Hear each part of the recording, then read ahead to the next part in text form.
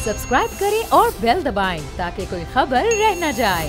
पूछना बनता है आपसे कि प्राइम मिनिस्टर पाकिस्तान इमरान खान 25 साल इनकी जद्दोजहद 25 साल की जद्दोजहद के बाद पाकिस्तान में एक ऐसा शख्स प्राइम मिनिस्टर बना है जिसका कोई ख़ानदानी सियासी बैकग्राउंड नहीं है। और आप बिल्कुल इसी तरह कह रहे हैं कि हमारे यहाँ मेरिटोक्रेसी का आलम देखिए कि कोई भी पार्टी का चेयरमैन बन जाता है। तो आप आज ये कौम को बताना चाहते हैं कि एक वक्त पर जब आपकी पार्टी में यानी आप एक लेगेसी छोड़ के जाएंगे तो क्या ऐसा तो नहीं होगा कि आपके बच्चे ही आपकी जगह पर आ जाएंगे? देखिए, मैं 10 साल पाकिस्तान क्रिकेट कैप्टन था और मैं जब छोड़ के गया तो पाकिस्तान की क्रिकेट की तारीख की बेहतरीन टीम छोड़ के गया। मेरिट के ऊपर टीम बनी थी। वो जो वर्ल्ड कप टीम जीती थी वो अगले 10 साल तक दुनिया की बेस्ट टीम थी। और मैं ये भी बता दूं कि मैं वाहिद पाकिस्तान का पॉलिटिशियन हूँ जो GHQ की नर्सरी का पला हुआ नहीं था। जुल्फ़िकार अली भुट्टो को जब उन्होंने अयूब खान ने उठाया तो बाकी सारी कैबिनेट जनरल्स की थी, सिर्फ एक जुल्फ़िकार अली भुट्टो सिविलियन था। तो 8 साल तो वो एक मिलिट्री डिक्टेटर की कैबिनेट में रहा। फिर उसने जाके पीपल्स पार्टी बनाई। नवाज शरीफ तो खैर पूरी तरह वो जो कहते हैं ना कि बच्चे को बड़ा ही किया दूध पिला पिला के, वो मिलिट्री की नर्सरी के अंदर वो आज सुपर डेमोक्रेट बन गया। लेकिन ये राय आपके बारे में उनकी तरफ से भी यही है। अच्छा, लेकिन देखें ना, एक और भी बड़ी इंटरेस्टिंग चीज़ है। वो ये कह रहे हैं, वो ये कहते हैं कि सिलेक्टेड है। आज आप देख लें कि डोनाल्ड ट्रंप कह रहा है कि मैं इलेक्शन नहीं मानता। ये कहता ना, ऐसे ही है। सारा उनका मीडिया कहता है कि ये कह रहा है कि मैं इलेक्शन नहीं मानता लेकिन सबूत नहीं दे रहा। सारा उनका मीडिया कहता है। right. वो कहते हैं कि लेकिन इसने सबूत नहीं दिए। इन्होंने क्या सबूत दिए हैं? ये 2.25 साल से लगे हुए हैं कि इलेक्शन में धांधली हुई।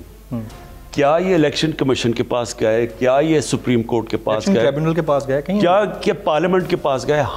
जब हमने कहा था, और 2013 का इलेक्शन रिग्ड इलेक्शन था।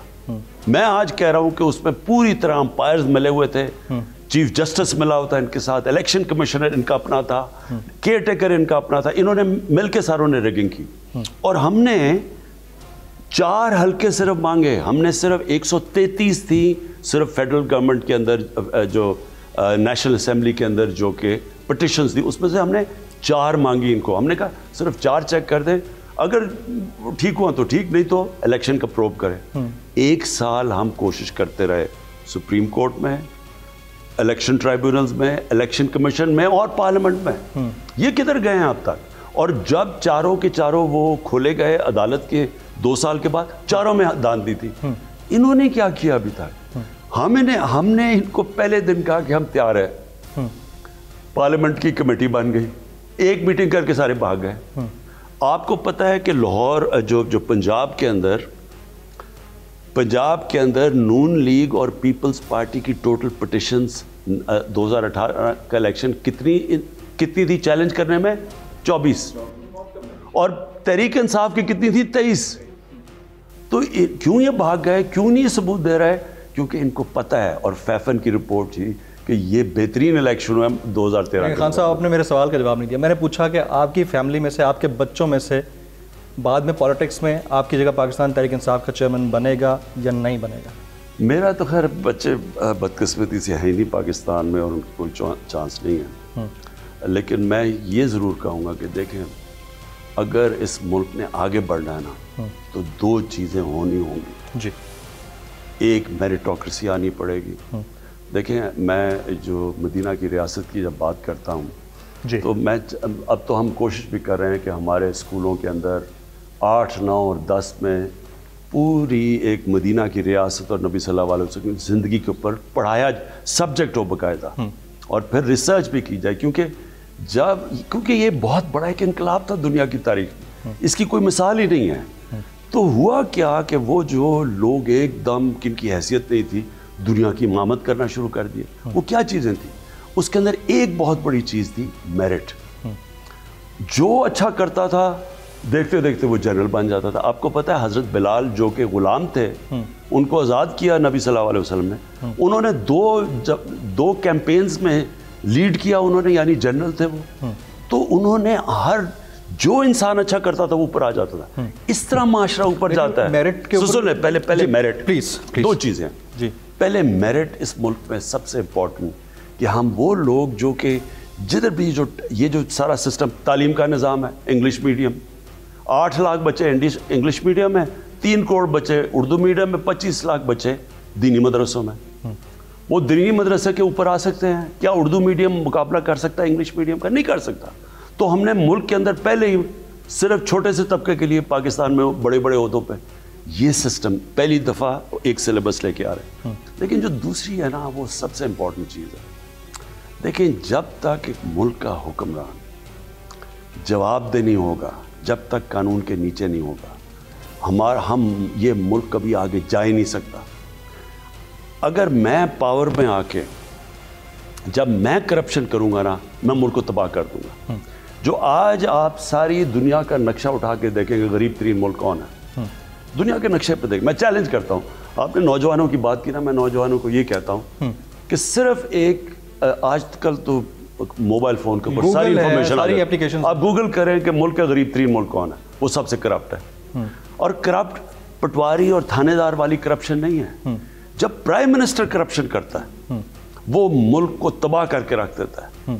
और ये जो ब्रॉडशीट के अंदर आए और जो पैनामा के अंदर चीज़ें सॉरी, मैं आपको उसके ऊपर बाद में बात करेंगे जी। लेकिन इनमें जो चीज़ें क्या आ रही हैं सामने, कि जिस तरह का पैसा जो रूलिंग एलीट, साहिब इक़्तिदार, प्राइम मिनिस्टर, वजीर, जिस तरह का पैसा वो मुल्क से निकालते हैं, ये पटवारी और थानेदार नहीं निकालते। सर, आप मेरिट की बात कर रहे हैं और बड़ी अच्छी बात है। मेरिट की बात एक ऐसे शख्स के मुंह से होनी ज़रूरी है जिन्होंने अब शऊर बेदार किया।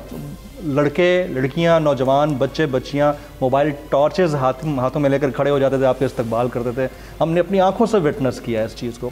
लेकिन मेरिटोक्रेसी की जो आप बात करते हैं, उसका हम इस्तेहसाल उस वक्त होते हुए देखते हैं कि जब आपके दौरे इक़्तिदार से पहले, मैं एक एग्जाम्पल दे देता हूँ, नवाज़ लीग के दौर में चेयरमैन पैमरा को रखा गया। जो अहलियत का मयार है, उसके इश्तिहार में अहलियत के मयार को कम करके उनको रखा गया।